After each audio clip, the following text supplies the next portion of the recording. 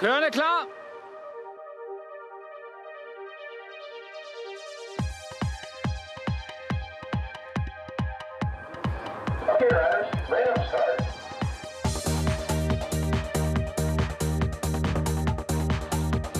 Foråret, når det først kommer. Det er der rigtig mange, der siger med længsel i denne tid. Køge BMX-klub ser ligesom så mange andre frem til tiden uden sne og frost. Kulturudvalget har bevilget et tilskud til forårsklargøring af BMX-banen på Skolevej lige overfor Rishøjhallen. BMX-klubben har hele tiden manglet et reelt samlingssted, og her i løbet af foråret vil der blive opsat et par skurvogne, som kan gøre det ud for et lille klubhus.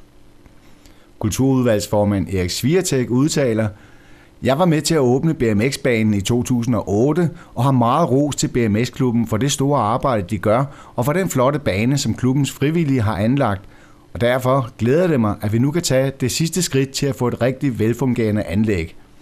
Det er dejligt, at vi i Køge Kommune har sådan et godt tilbud til børn og unge, og jeg glæder mig til at kigge forbi en sommerdag, hvor der er fuld gang i cyklerne og i klublivet."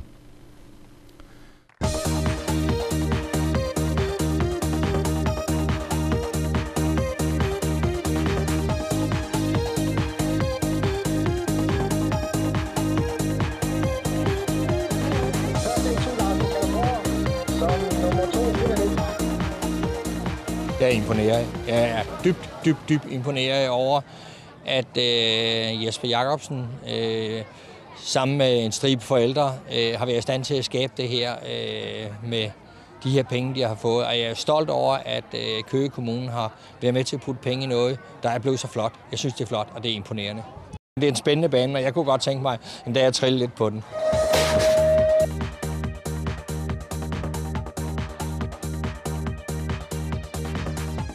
Blandt de ting, som Køge BMX-klub ser frem til i denne sæson, er afholdelsen af Sjællandsmesterskaberne med omkring 130 deltagere.